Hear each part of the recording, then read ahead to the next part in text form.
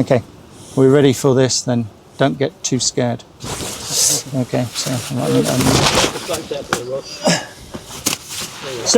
as I said, pull that out of the way. First thing that's on the top here is straps. I've got 2 straps. The other strap is actually holding it onto the frame, the carrier frame itself. I am actually working on another project, probably much to my wife's disgust, in that I've been thinking about bike trailers, and you can get them with swing arms, and I was thinking, well, can I get this so I could attach it to a bike? And many preppers go, well, that's all right, I'll jump in my car. The UK government, along with every government in the world, once they start to lose control, will implement laws. One of them being the Civil Contingencies Act and the other the Emergencies Act. Once they do that, they can just confiscate anything. That includes the fuel in your car, your food, anything. And you have no rights over it whatsoever. So if you don't believe me, you can Google it. They do exist. So the 4 Brigade that believe they're just going to get in their vehicle and drive off and be happy forever are going to be in a world of hurt, crying when the military move in and load all of their toys off. It's as simple as that. And there will be no options on it. It's non-discussive. So again, so how do I know that? Because at one point in my life, when I was in the military, 1, we had to understand it, and 2, we were the people who were going to enforce it. Yep. Sorry about that, but that's the way it goes. But no government wants to lose control, so effectively that's what they're trying to do. So I have 2 straps. One of them is holding the rucksack, and if I'm out for a period of time, I need to protect my hands, stopping me getting blisters, fragments, metal fragments in my hands and things. So a good pair of working gloves. So they're a good set of leather gloves. The other thing that I keep, and I've gone for a military Bergen, and people go, oh, military Bergens there. Yes, this was actually manufactured in 1990, which makes it 34 years old, 35? 34, 35. And it's still going strong. 33. The advantage of these is they're 1,000 denier. They're meant to be idiot-proof. They're meant to be that they can operate from a temperature of +50 to -50 and not go wrong. They're designed that you can overload them. The other advantage is you can repair them.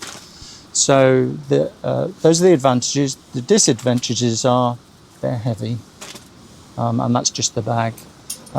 And they can be uncomfortable. So mine's heavily modified, and I've made it as comfortable as I possibly can. There are modern day bags out there, but I'm a bit of a skinflint. If there's 5 or 6 people I'm trying to prep for, I can't afford a £600 rucksack. I just can't. So, these pouches, as I said, come off. Used to be known as the rocket pouch. So this was the main Bergen of the military. They went, hey, you can have these packs. You can join them together and it's all going to be hunky-dory. That lasted about a couple of weeks. And then people went, this isn't going to work. They're not big enough. And so they introduced the smaller packs. So that's what they call a 2-pack system. So I can take those off if it's December or January out there, stuff my sleeping bag in my small pack, and then put the rest of the stuff in the rocket packs. Is that making some sense?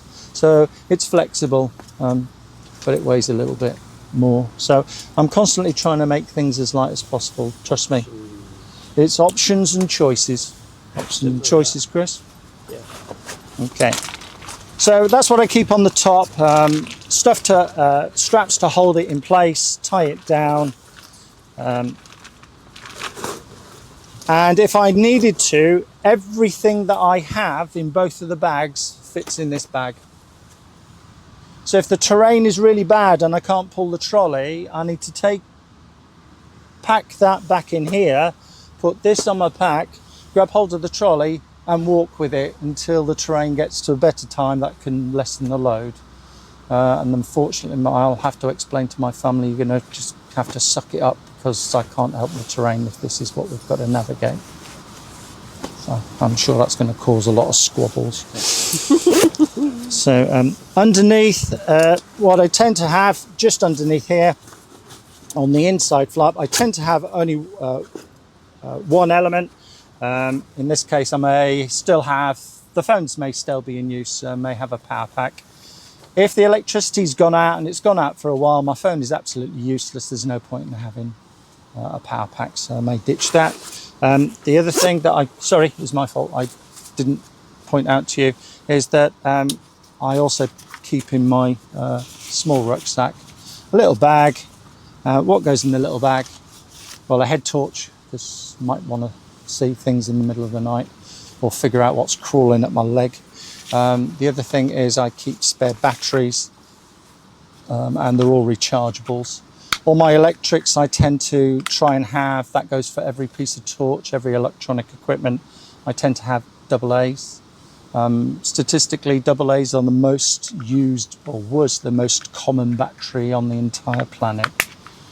So if I've got a solar pack as part of the family kit and a recharger, we can recharge all our AA's. Yep. Which means then I can keep all my electronics working. The other thing is everybody in my family's got a little book. Which book you get is anybody's guess, but I know which ones they are. Food for free, because when I'm going, oh, can I eat that? I want to know. And the other one I would highly recommend to people, because when you're scared you forget stuff, is the SAS survival kit on the GEMS model. It fits in the palm of your hand, and it's a good reference, but you'll need to waterproof it. Hey, I do believe the weather is on our side and it's stopped raining, but hey, shh, don't wait too long. Okay, so I tend to put that, I tend to have my equipment stored in one place, because if you're trying to hide out and you're all hiding somewhere, you don't want a load of torches going off, going, hey, here we are. You want to reach in and go, I know where exactly everything is. So just become familiar with that. I mean, that's going to sound obvious. Just train with your kit. Get into a habit of putting it in the same place. And then this sounds really odd. Actually go and do it in the dark. Don't use a torch. Just go and try and find bits of kit in your Bergens or whatever in the dark. After a while, it kind of becomes repetition. It's an odd thing, but the army did it, and we you know, it's one of those things that you kind of never forget. It's drilled into you. So, I'll take it off the trolley. So on the outside, I don't have a tent. I don't like tents. Tents are not great in a non-permissive environment. I much prefer a tarp. And I keep my tarp on the outside pouch. This is put on. It's also got drainage holes, so if I have to pack this up when it's wet, none of my gear on the inside gets wet because it drains out the rucksack. It's not free water, by the way. So open it up, and the first thing you'll notice is, hey, look, there's the rest of my tent pegs. I tend to have 10 because mainly shelter sheet is designed for a wooded area. That's great, but what if I'm in the middle of nowhere? Well, I'll need extra pegs and poles to try and put it up if we're in a field like this and there's nothing there. So I tend to have 10 of these. They are fairly light. Timu, good piece of kit. Titanium tent pegs, nothing to go wrong with them. The other thing I have within the family is what they call a river crossing or a jungle crossing. This can take a 1,500 kilo weight, because I may need to come to things and go, hey, we need to get around this. There could be problems, so I may need to attach the rucksacks and everybody go across. You'll discover everything's in ocean bags, in other words. Dry bags. Dry bags, but they are quite robust. You can take these down to about 2 meters and they still keep the seals. In early days of my training, we were doing a river crossing I'll pull up a sandbag in a second, and a log hit somebody's rucksack. It went through the rucksack, and he was using old bin bags to have everything. It just filled full of water and he almost drowned. I never forgot that experience. So everything goes in ocean bags for me. In the old days in the army, jungle warfare, guys drowning used to be in the top 3 guys dying in the UK. So it's always good when you've got something like a big sheet, extra bit of cordage. I tend to use 550 paracord. It's fairly good. The other thing that I've reintroduced that I've gone out of fashion was the bungees. These are fairly good. The trouble was they typically have hooks on the end. They got banned in the military because they'd unping and catch somebody in the eye and take their eye out. You can get ones now that have got hooks on, and so they clip on, and the chance of it breaking is pretty remote. So actually they're much safer. They're fairly useful for just getting the tarp up fairly quickly. The tarp I tend to like is not a British Army one. I like the Dutch Marine one. I like the British style, and this is what the Dutch one is, because this is also a stretcher for anybody in my family. If somebody gets really injured, 1, I want to patch them up, but 2, the rest of us need to move them. I'm not leaving my family behind. Okay. And each of the corners we have what we call jungle knots in these little pouches. So they're already pre-attached. These go out.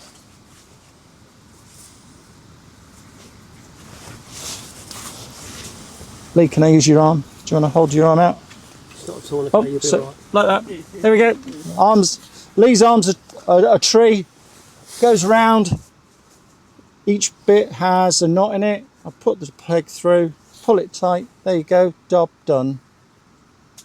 Take it off. Push the peg through the gap.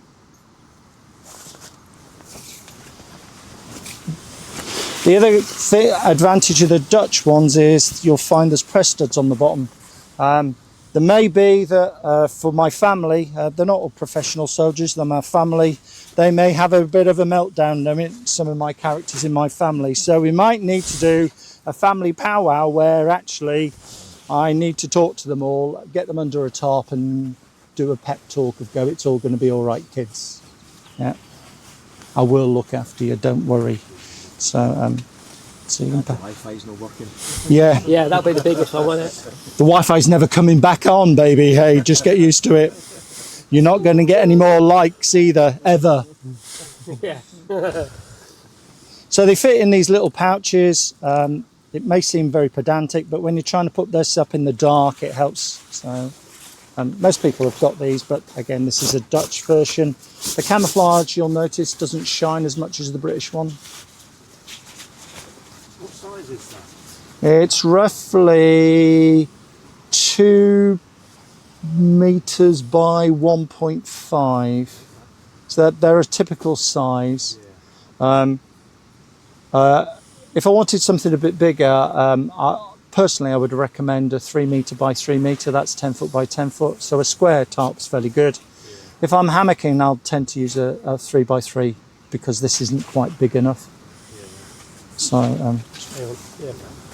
The other thing with the Dutch ones is because it's got the press studs around the outside, you can turn it into what the Yanks call a range roll, so you can use it like a bivvy bag if you haven't got one. And the other thing is, the press studs, you can join it to another one of those to make a bigger shelter. So that's what I was talking about. So we can get Group 4 of shelter, those yeah. together, tent it out, it's raining down, everybody's really miserable, or a pep talk for family time.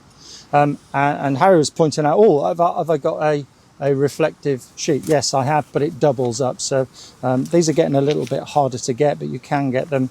This is what they used to call a NATO casualty sheet.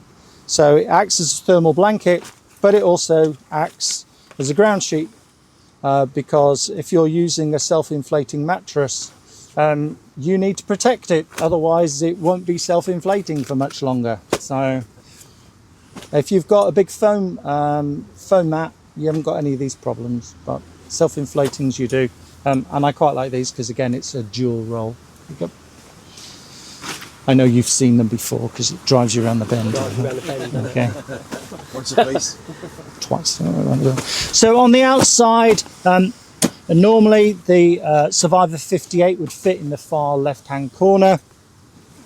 And as I said, my family's part of a team, so I have a secondary first aid kit. I tend to spread these out between the family, so one pair has what I would call a secondary kit. This has got all medication to stop you having diarrhea because you've not got your water purification quite right. It's something to make you go if you've not been because you're so scared for the last 3 days. It's not equally so good. You may have a headache, or you may. So it's also the other things is in the summer and months you pick up little friends, i.e. ticks. So I've got tick pick in there. I've got blister kit. I've got all sorts of stuff. So if you go on Facebook, you'll see I've done a thing about this. So this is, I will talk about first aid in my next session. So can I come back to that? Yep. So also, me out of 1 in 4 people, I would also have what I would call, or the military call, a housewife, or don't get offended, that's what it's been called since the 18th century. It's a repair kit. It's a repair kit to repair the Bergen. It's a repair kit to repair clothes. When you're carrying it, you're only going to carry one set of clothes and you're going to be wearing them. You haven't got, oh, I'm going to wear a summer dress and all the, it's not. You're going to keep it very, very minimum. So I have a repair kit. Ironically, my tent decided it wasn't going to play yesterday and decided to explode out of one of them. So I got my repair kit out, got my Leatherman out, and repaired my tent, and it's not gone away and it's not vanished. So hey, it must work. So do you want to pass those around? Everything's in waterproof bags because the moment it fills full of water, it's not great. The other thing I keep on the outside, because I'm a human, is I may have to go for my daily constitution whenever. In other words, I've got a poo bag. Doesn't mean I've got poo in the bag, it just means it's what's to deal with. I am going to pass it around. So people go, what, have you got a brown cloth? Well, because eventually, unlike COVID, you do run out of toilet paper eventually, so you may want to use it for other things. The other great thing in there is hand sanitizer, and that's a dual system. In other words, it cleans my hands, but also I can squirt it into my cooker and set fire to it because it's 80% ethanol.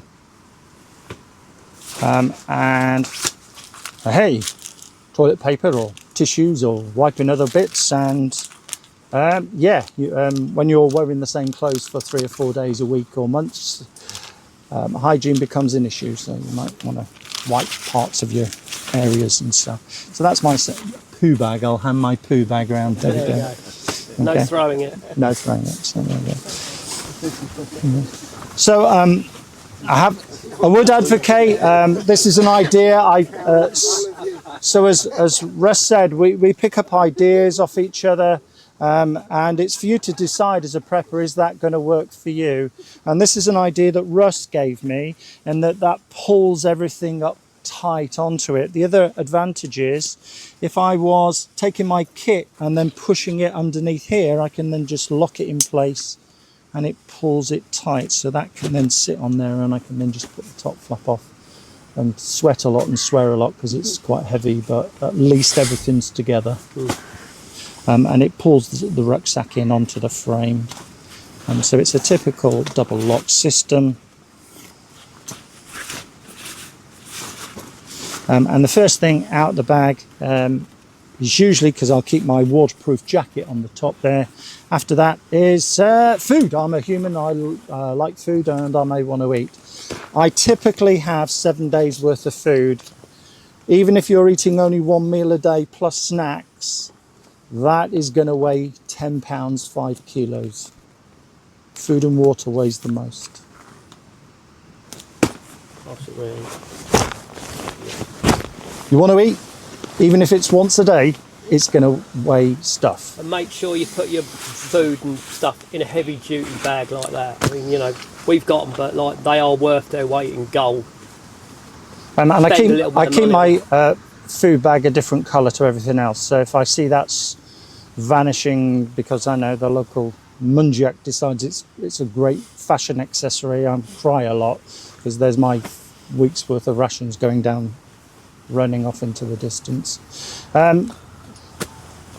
I personally like these multi-mats. Everybody in my family's got them. Why? Because they work down to -30 to +50. So this is these are NATO 35Ss. So these are what have been adopted by the British military now to replace the older stuff that they have. It folds out. It's 3/4 length. Hey, and an old bike tyre. The advantage of old bike tyres is it holds your gear together, and if push comes to shove, I can set fire to it. Not the mat, but the actual tyre. If you go outdoors or Halfords, they might look at you a bit odd, but they'll give you the old. Yep, they'll give you the stuff. That is my clothes bag. So if my warm gear wasn't in my second bag, it would go in here. I've recently introduced valves on everything because I've discovered that my family don't cope with a bag that gets to a certain point and there's all this air still left into it. I have to help them out with it every time. It drove me bonkers, and then I realised if in a real shift situation, that's not really what we want to deal with. We want to be squeezing the air out of it, clamping it and making sure it's fit for purpose, because otherwise they'll cut corners. So yeah, I am going to show you my clothes. Don't get too excited because there's not a great deal in here. So I have my warm layer, which consists of a top and a bottom. I also have a waterproof layer. And I have a zoot suit, which is a suit made of parachute silk. Trust me, after a week or 2 weeks of wearing the same clothes, you want to wash it. I wouldn't advise doing your washing naked. The other advantage is if you want to, humans, we perspire into, certainly if I'm exerting myself into clothing, that's also going to get smelly, but it's also going to get wet. So the advantage of parachute silk is, and this is double lined, is I may want to be found. No, I don't. But also there's nothing to go wrong with it. And they dry out exceptionally quick. So it's windproof and it dries quick. I know you've seen them. I have nothing against Crocs in camp. If you've watched me going to the loo, because you know I'm not here to judge, but they're far too bulky for a rucksack. I tend to use beach shoes because if you're wearing your boots and you haven't allowed your feet to air, it becomes very nasty very quickly. And yes, people go, oh well, I'll just walk on the grass until the day you find a large splinter, and then you'll not be happy. The other advantage is I can put these on and put my boots in one of these, and they then remain dry if I've got to cross a river or go across anything. So again, yes, I know it's a beach shoe. Sorry about that. Beach shoes. I have some. I know. Yeah. I wonder who could have suggested that. Might be a good idea. I got some after that. You also suggested Crocs, and that went out the window. I do wear them in camp. Okay. So the other thing is that I have is socks. I have 4 pairs of socks. 1 pair on, a spare pair, and then 2 more. What does that mean? It means then I can wash them if security allows me to do that, and then attach them to the side of the pack, and as I'm walking along it's drying out. And you'll find that I put little tabs on them. All my socks have tabs on them. I know it's very silly, but there we go. They all have little tabs on, which means you can put a cord through them and attach them to your rucksack while they're drying out. Also have a set of Gore-Tex sea-lined socks on there. They're really, really good if your feet are wet. So. I told you my clothing bag is not going to be that great. I have knee supports. I'm 60. I have dodgy knees. You may be in the, this is a force multiplier, as some people would call it, along with a trolley. And the only other thing I have in there is a t-shirt. So that's a t-shirt top. It's a merino wool one. I do like merino wool. It keeps you warm, and no matter how much you sweat in it, it doesn't stink as much as. So cotton is pretty much a killer, really. So effectively, that's that bag gone. Okay. What else have I got in here? Well, we did say about poles. Poles are simple. I do get people going, oh, you can use walking poles. That's great, but if I pull in a trolley, I can't use walking poles. I haven't got enough hands. I'm not an octopus. So, and also the security might not be great. So you may have people who want to spoil your day. So you may need your hands free to deal with those individuals. So, yep, they're simple. They're simple poles. The other thing that I keep in here is another dry bag, again with a lock on it, and this is my sleeping bag. I will always, so yes, there is a multi-system that people use.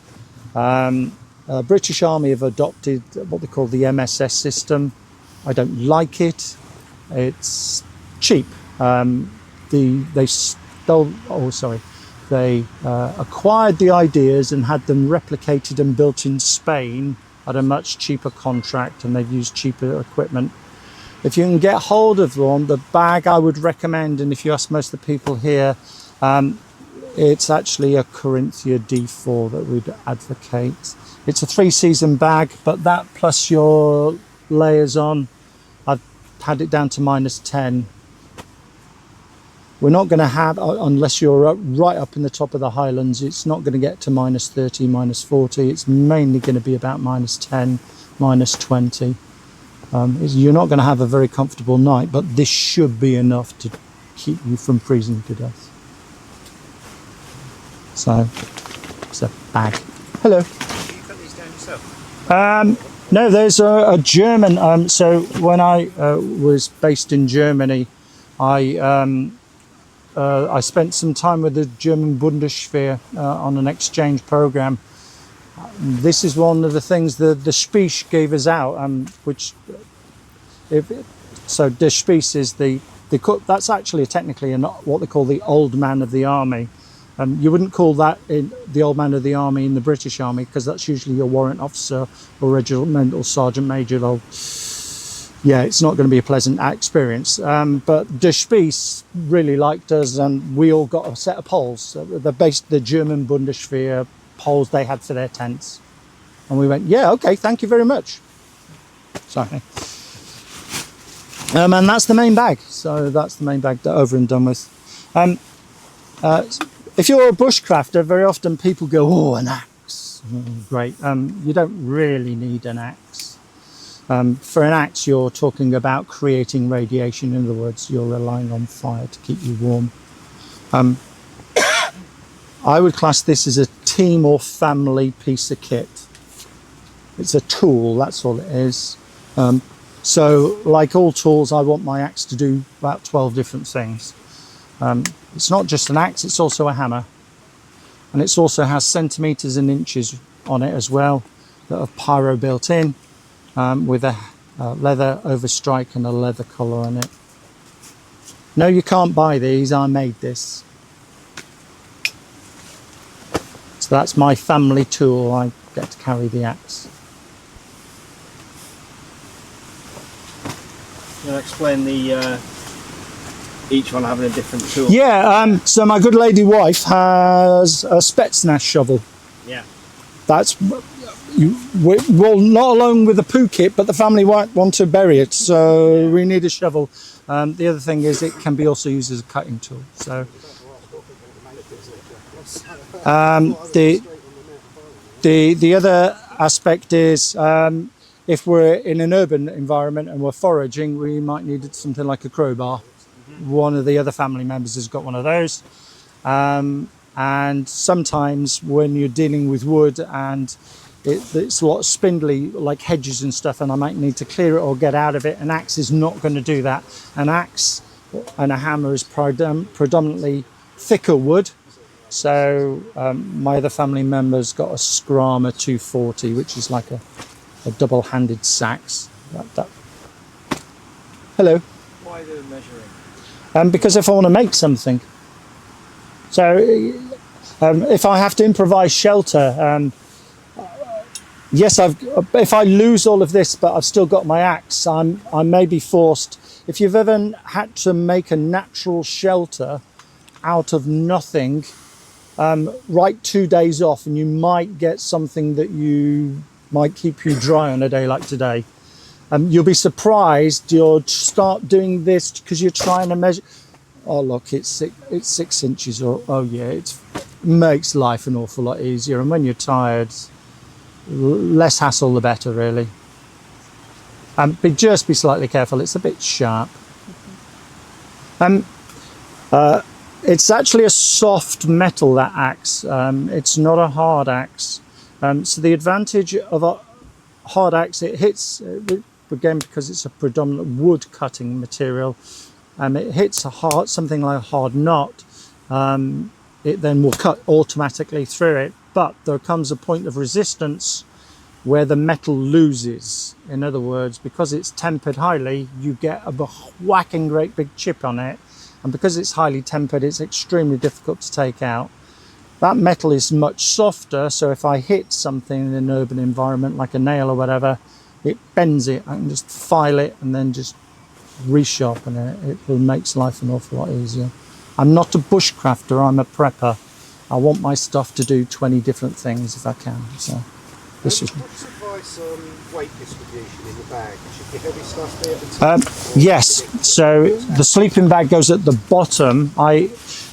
Many of us advocate a simple bag system. So many of our American colleagues will adopt for what they call a clam system, where there's loads and loads of zips. Personally, I've found the more zips I have, the more chance it going pop one day. I like the simple bucket system where you shove it in the bag and it's there. Lightest stuff on the bottom, heaviest stuff towards the shoulder. And the heaviest stuff is food. That's why it's at the top.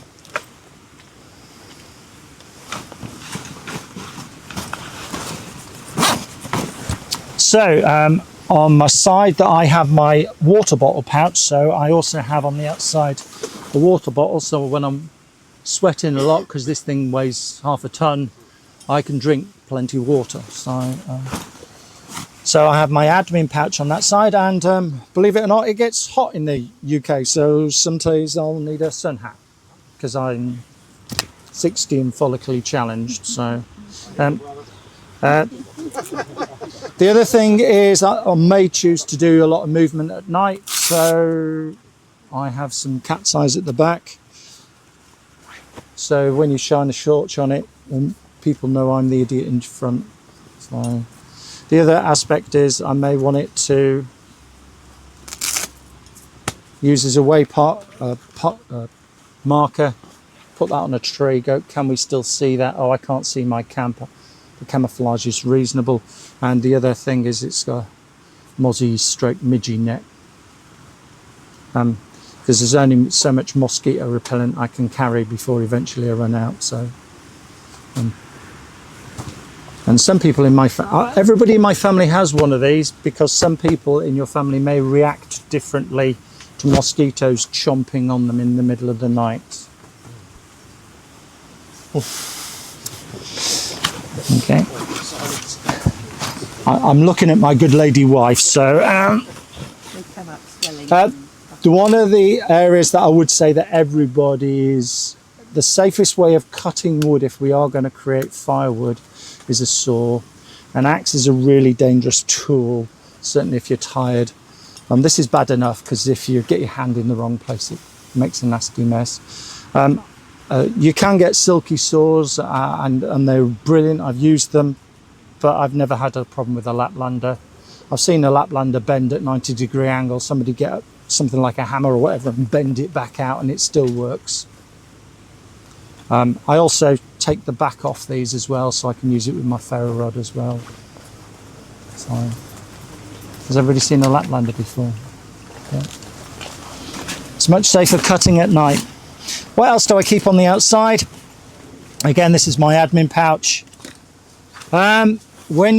Trust me, one of the things that will get you in the end is the lack of hygiene. Although it's raining constantly, you are picking up bacteria as you sweat, so you need a way to clean your teeth. Trim your nails. Keep growing. Just because shift has happened, you need to trim your nails. If you don't, you will end up destroying your nails. They'll turn black and then you won't be able to move because your feet are destroyed. Equally, it's not great with talons to pick up dirt. So I've got things like soap and things to wash pots with. And so again, so do you want to... It's not really very exciting, it really isn't. I'm a great advocate for shamacs. They're great if it's sunny and my baldy head gets too much. I'll just equally I can wet it. I can then put it on to cool me down. It also acts as a towel. It's big enough to keep my neck warm if it's cold. It's the advantage of having it in a wash roll is that when I undo the tabs, I can wrap it and tie it around me and then do my ablutions wherever out of a pot or whatever, because you need to wash everything in the field. Sorry about that. It's shamak. Gets cold even in the summer, so I want some warm thermal layer. I also some bad people might be throwing petrol bombs. I might not want to get my great good looks burnt to a crisp, so keeping that from my face. The other advantage is it acts as an balaclava, so it can't not get burnt. I can use it as a pot handle and stop people, and it keeps my ears warm and stop them freezing off. So I know, really boring, it's admin. What else have I got in here? A sharpening stone for the axe. If I wasn't carrying the axe, I wouldn't carry this. The most boring thing ever. If you're wearing leather boots, you need to keep them waxed, otherwise they rot. And if I've got no boots, I need to find some more. So I have a brush to put it on. Sorry, very boring. I have a spare set of laces from the boots in case they go, and then I have some boot polish. Well, it's not polish as such, it's wood, it's leather preserver. I put it in a 2-ounce tobacco tin because once the polish is gone, I can still use it as a charring tin. This also then acts that I can then use it to put it on my boots. I'm not on parade or anything else. I just put the wax on my boots to and leave it on. Leave it on to protect them. It doesn't come off. So that's in the admin pouch. You're probably going, he's got all this food and he's not shown me anything to cook on. Hold on one second, I'm going to come to that. That's on the other side. You'll notice it's a different colour, and the reason it's a different colour is if I came to, or the family came to something like a river down there, this is also going to be the water bag. So I'm not going to process water next to a pond or anything that is, because water is a valuable commodity. So I'm going to sneak up to the pond with other members of the family, scoop it in here, tie it off, and then I'm going to lock it over a tree and then process the water out of it. I'm not going to do it right next to the one and only pond that for the last 20 miles, because some bad people are going to have a field day with us. So so it's a different colour, so I know that's what we use it, because it could be contaminated. I'm going to be out a week. I need a full tank of gas. The bigger the better, but it weighs. So that's going to last me plus the meths a week. And this is my stove. So it's a 2-pot system. And it's a multiple fuel system as well. So there's the windshield. That fits onto the gas canister, obviously. My gas goes on there. Optimus, really good. People go, oh, why are you still carrying these pieces of plastic? They're rubbish. Yeah, but they also protect your thread when they're in your rucksack. The last thing you want is be trying to screw this on only to find your gas canister or leaks or whatever. I know you've seen it, but passing it around. I do have a gas stove. This system is what we discovered recently in the last 12 months. It's a system the Swedish military have adopted. It's called Soldier 10 or Soldier Stove 10. It was designed to go from -40 to +50. And so the Swedish military have been utilising this system. There's the gas stove. Again, made by So hey, it's good for enough for the Swedish military that you know their Raging battalions and stuff. Hey, it'll be good for me as a prepper. It's all metal. So basically, with this system, if it's flammable, you can use it. And the beauty of this system is something we discovered. So, and that is that this is actually a game changer. Although it doesn't look it, it is. It's a fold-out multiple stove that I can use wood on. I can put my meth burner in. I can take any hand sanitizer, put that in there. That's only a 350mm stainless steel dish, measured to 15mm, cut off. Weighs next to nothing. It's a titanium Temu, 20 quid for titanium. You can find that on Amazon and you can find that on eBay. That piece of kit he's holding in his hand on Amazon is 40 quid. On Temu it's 20. Yeah, there's a big difference. All of those people go, Temu, and have that lock up again. And this pot as well is a titanium pot. Originally it didn't come with these silicone heat shields. These were very expensive. Again, I bought these from Temu. They were £1.30 for 2 meters of silicone where I don't burn my little pinkies when I'm tired, trying to get my pot of hot water and food off when I'm cold and wet. So, okay. The other thing is that I've made a metal ring that I put under the gas cylinder that allows me to use my canteen on it because it's not a perfect circle. So it's just an added element on there. When you're cold, you don't want your food you've just boiled up and it's very precious and you just drop it, or your bacon grill. It's never good. Hey, I'm a great advocate for this. Is a resource as far as I'm concerned as a prepper. So on a good day, I'm going to get a little lens out and use the sun. On a good day, I'm going to strike a ferro rod or whatever. On a bad day like today, I want it to work, so I'm going to flick the Bic. So, hey, but it only lasts a certain amount of time. Yeah. Pot scrub, again, because I need the pot to be clean. And the other thing is that is a welder's cloth. And people go, why on earth would you want that? Well, when you're trying to eat your precious meal and you can put that on your leg and then get your spoon out and eat it, that's a game changer than getting your leg burnt. So again, it's got multiple uses and it weighs next to nothing. If you burn your leg and you're the primary medic in your family, it's kind of like, oh dear, I've just become a casualty.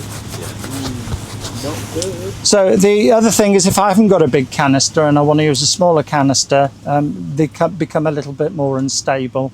So you can buy these little plastic stabilisations to put your smaller gas cylinders.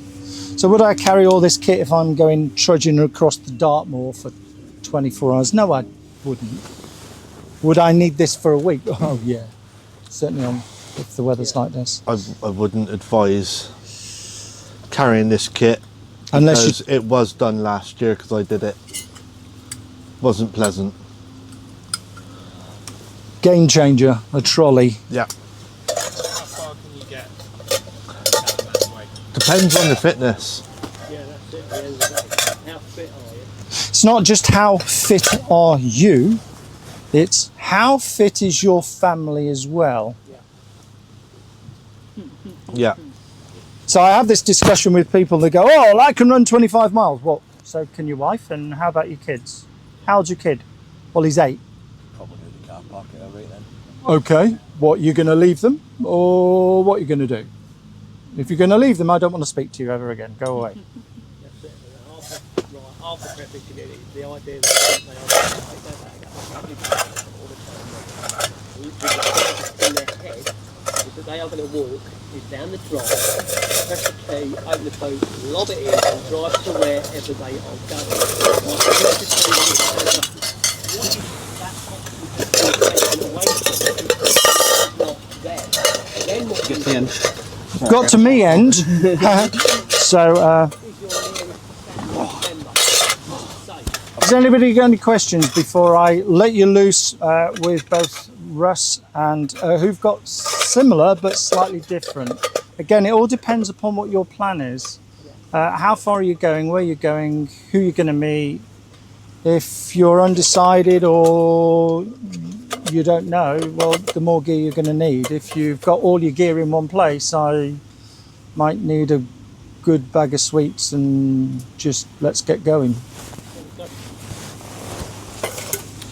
What's your better half's point of view?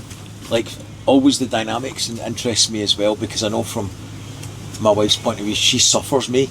She'll tolerate it. She doesn't actively block me, but it's like, yes, Dave, you're going by an upper. That's fine. Just that, I'm watching EastEnders. It's kind of like that. You know what? I'm so grateful he is my husband, because look at all this stuff. I know I'm going to be all right, and so is my family. Yeah, that's a good attitude. I like that. So, It's unique. And I'll do whatever he says. You know, he knows. He's got the knowledge. I married the wrong woman. There we go. Once again, I've screwed up. in fairness, I chose a country girl. I didn't marry a town lass, as you put it. I know that comes up more often than not. Even any questions I get in the channel or even on Discord, what does your wife think about it, or what's your family think? And that seems to be the most common, that your family, they will actively mock, won't engage, won't help, but if anything happens, we'll just come round to yours. Yeah. That's across the board. That's it. That is a lot of it. But my missus, when we first got together, was like, now she's like, Also, I'm probably not your normal woman. I don't do makeup. I don't bother with hair, straighteners. I don't have loads of clothes or handbags or shoes. Do you do training courses for other people's wives? There's a I'm very market. practical. These are things I wear. There's a niche you should be exploiting here. Definitely is. Oh, sorry. They do, yeah. Are out long term and the kids go out the kit that you've got in your bag, what would you do then? What we did was, much to my kids' disgust, even when they were teenagers, we bought them waterproofs, and we just, Roll it up. Roll it on. You get the bigger ones and yeah, we'd get a few sizes, not- but not so it was Not ridiculous. for a 6-year-old, would I get the teenagers, obviously, but I would get a couple of years bigger. And I always have done that with their school uniforms, you know, their blazers. They've had to rubble You'll it go up. into it, I've Hated always had it, that. but, yeah, because I can't afford to keep buying the clothes as quick. Yeah. Once they went through puberty and they started to stabilise and they didn't change, Yeah, then we that's went, okay. okay, we'll bite the bullet. And all, 13-year-olds and a 10-year-old, well, my 15-year-old's slowly breakdown. He's 5'11". Now. so he's probably, in the next 3 years, he's probably not going to grow much more, and congratulations, you'll have another human being on the other side of it. We had 2 daughters that, yeah, they became human again after 18, really. My son's a late bloomer. 20, still not drawn up. Hey, so again, that is my personal stuff. Is there anybody got questions? That's just one option and choice. Hello. I've noticed there's no knife. That's because it's always on me. I thought you had to have We've got it. It's personal choice. But too many people. So it's on me. It's never coming off. It's it's nothing fancy. It's not a push. Well, be careful if I pass it around. I mean, I've found about anything like a 5-6 inch blade, it starts becoming too unwieldy. So that's they're issued again to the Swedish military. And sorry, I do apologise. It's the Finnish army. It's a bog standard Puukko full tang blade. I would say maximum 5, 6. What you're going to use it for? Well, I'm going to prepare lunch or whatever if I come across roadkill. It's horrible, but yes. I'm going to use it for creating feather sticks. So trying to create feather sticks with a 12-inch machete is not great.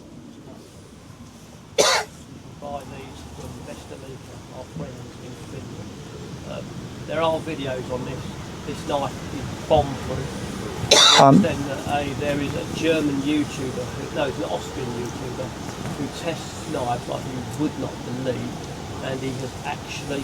He rammed it in a tree, didn't he, and then stood on it, and then... That was DBK, they used it and then they shot it with a 9mm pistol as well, and it still survived. Yeah. What's the blade called? Traverna Puukko, or Jaeger Puukko, or Hunter's Puukko, and that length is a 140. And it was actually split in rounds as they were coming at it, and you were like, oh my god. It was a bit mangled when it was done with, but it was still a functional blade. And that is, it's a 93 spark ferro. They're what, 40, 50 quid? Yeah. You know? The other one, so that I've been through the phases throughout my military career and up and down. I would highly recommend that, and something like a Gerber. Mike, have you got your kind of thing on? So a Mora Garberg, I would say. Sorry. It's Whitby. It's like a replica. Oh yeah. Oh, that's not too bad.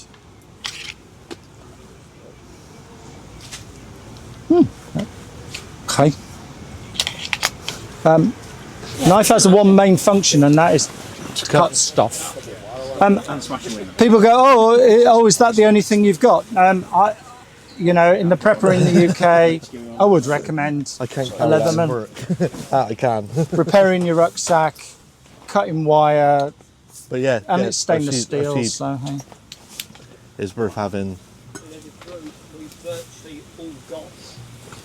And if you noticed, everything is on a cord, because if I drop it because I'm scared, running or whatever, I'm never going to lose it, apart from it's going to hurt a lot, but eventually I will pick it up. I haven't lost it. So you don't lose it, you might lose. If you cut the different times and you lose it, you ain't got GPS. You really are upset, everything gets tighter. If the army called these dummy calls for a reason. Is that jacket got Luton? Yep. Did you make the sheet? No. You bought the sheet? I bought the sheet comes with it. So for 40, 50 quid for a leather sheath, which is a dangler, which is weighed well and rotates and whatever. If you've got a fixed blade and you start rolling around and it's fit, you can do yourself a real serious injury. So I prefer these. They do some nice knives in general. Yeah, you can go down that rabbit hole and never come out and spend huge amounts of money only to find it's not I that need great. to find something else to not be Raven Forge. Yeah, I bought all they have. Dutch Army Gore-Tex, but it's coming to the end of its life. Yeah, good. In the day, the Dutch Army kit has always been a bit better. Spray that the camera's still rolling. And I'm going to give you or Russ a chance. It's like climbing into like a crisp packet. And there's more variety in sizes as well. Yeah, there is. No, don't be sorry. I was going to say, does anybody else want to pipe in with anything? Because this is just mine. I mean, Lee's got a different setup to me. We have tended to, because we're all experienced or ex-military or ex-bushcrafters, we've got together and gone, well, what actually really works? What's the process you've been through? And the irony is eventually you'll talk to each other and realise we've been through similar things. Oh, I've tried this. Well, that was rubbish. That was fairly good. And then you come, well, this works. Why are we going to change it? It works.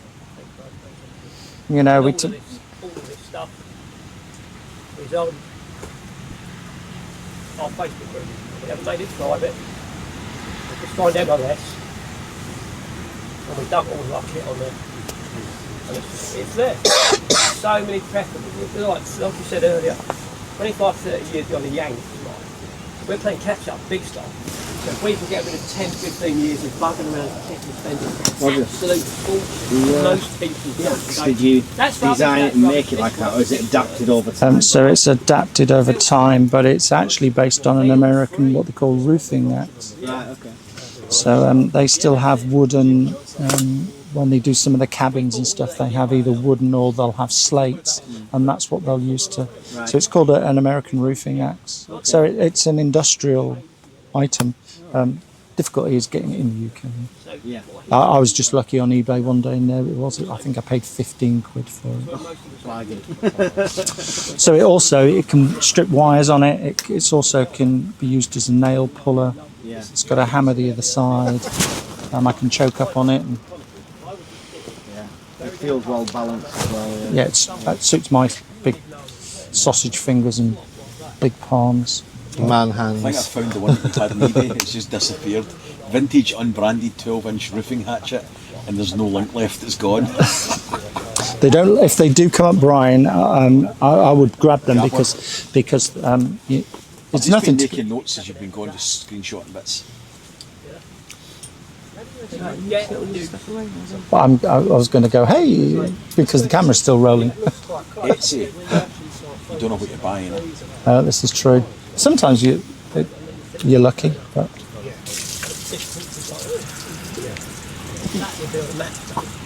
has anybody got any questions? If you feel embarrassed and you don't, don't be shy. We can come and see me at any time, or any of our Russ or Lee will help you out. That's not a problem. So you're happy with that? We've all got similar burgers to that, right?